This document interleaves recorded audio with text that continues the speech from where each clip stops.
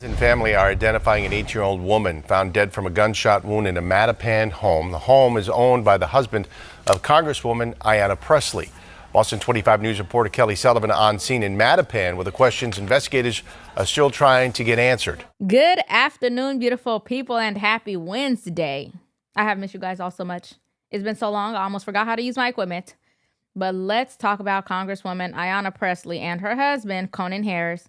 You've probably already heard about the nearly $2 billion Massachusetts courthouse contract awarded to a company in which Mr. Harris is a partner. A contract that is now being challenged in court by losing bidders who claim that the process was tainted by conflicts of interest. Then, if that wasn't interesting enough, an 18-year-old woman was found dead from a gunshot wound inside a rental property owned by Conan Harris in Boston. Police are investigating the death as a homicide, but authorities have not accused either Harris or Congresswoman Ayanna Pressley of any wrongdoing. Though all the details haven't been released, it is interesting because what are the odds? Welcome to Nellie Miranda.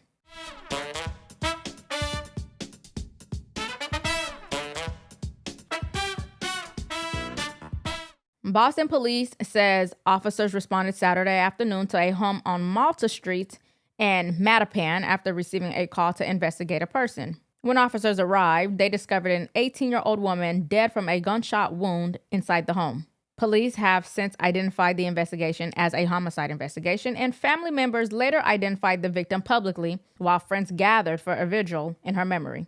But what immediately drew national attention wasn't simply the tragic death itself. It was the location. Property records shows that the house is owned by Conan Harris, Ayanna Pressley's husband. The home is reportedly a rental property and has also been listed for sale.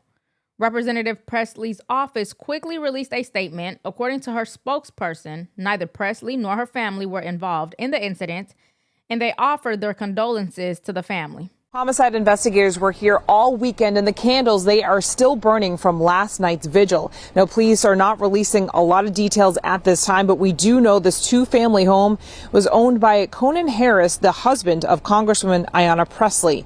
Police responded to 25 Malta Street in Mattapan Saturday to find a woman who was pronounced dead on scene. Property records show this is a two-family home with the current owner listed as Conan Harris. Harris and his wife don't live here but offer their condolences over the weekend.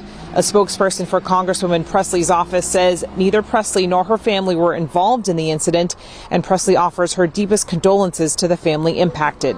We talked to neighbors who were surprised to see this unfold on their street. We got home and there were police coming down the street. They'd blocked off crime tape over there. And neighbors gathered around. Yeah, I mean, it's sad. It's really sad. This neighborhood is a wonderful place to be. Family and friends held a vigil last night for the victim. They say she was just 18 years old. Police have not released the victim's name. We do know this house is currently listed for sale. Again, all of this still remains under investigation. It is important to note that owning a rental property does not automatically make someone responsible for crimes committed by tenants or visitors. And at this point, police have not accused Harris or Pressley of any criminal conduct related to the death. Investigators also have not publicly explained exactly what happened inside the home or identified any suspects, as the investigation remains active. Whenever a high-profile political figure's property becomes part of a criminal investigation, media attention naturally follows, and people will have questions. Who lived there? Who had access to the property? What is the relationship between the renter and the owner? Were there any previous incidents there in the past? Those are all valid questions that investigators will likely try to answer as the investigation moves forward. But if you ever had any questions about Medicare, I have just the right person you need to speak to, Chapter. One of my viewers called into Chapter and braced themselves for a sales pitch and got the exact opposite. His advisor told him plainly, "I do not get paid to put you in one plan over another, and I'll compare every plan available to you, not just the ones that we're contracted with." So he came in guarded, and he walked out a Chapter member. Chapter is honest and will tell you flat out if you're already on the best plan for your needs. So again, if you have any questions surrounding Medicare or you're fastly approaching 65 years old, please call Chapter at 646-817-8160. That is 646-817-8160, or go to askchapter.org/Nellie. Now back to the story. While we are on the topic of Mr. Conan Harris, you've probably heard of the massive public construction project in Massachusetts. The state awarded a contract worth nearly $2 billion to redevelop and build a new courthouse in Springfield. According to reporting by Fox News, one of the partners involved in the winning company is Conan Harris, the husband of Democratic Representative Ayanna Pressley, a member of the progressive congressional group known as the Squad. So now here's where the controversy begins. Several companies that lost the bid have filed legal challenges. They are alleging that the procurement process wasn't fair, and they are asking a judge to overturn the award. Mass Fiscal Executive Director Paul Diego Craney told the Boston Herald, quote, "The Healey administration should immediately pause this deal, release the relevant procurement records, conflict disclosures, scoring documents, and communications, and allow these allegations to be fully reviewed. No lease should be finalized until every question about this procurement has been answered." He continued saying, when Massachusetts taxpayers are being asked to commit nearly $2 billion over 40 years to a privately owned courthouse, there cannot be even a hint that political connections or conflicts of interest influence the process.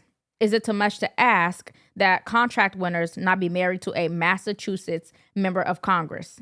End quote. Is it too much to ask? He says. No, it is not too much to ask. The optics are ugly. We all know that being connected, being a political insider, help influence that decision, and everyone suing have the right to do so. Allegedly. So in simple terms, the strategic end-to-end process of sourcing, negotiating, and acquiring the goods or services from the contractor was unfair. That is what the other companies are alleging, and that is what the executive director is hinting at. Among their complaints are allegations that political connections and conflicts of interest influenced the decision. Those allegations are now part of the ongoing litigation and have not been proven in court. Massachusetts officials, including Governor Maura Healey's administration, have defended the selection process, saying that the contract was awarded according to state procurement rules. But Springfield Mayor Dom Sarno seems to disagree with the governor and is furious about the decision, saying, quote, "Once again, Boston power brokers are telling the city of Springfield what to do.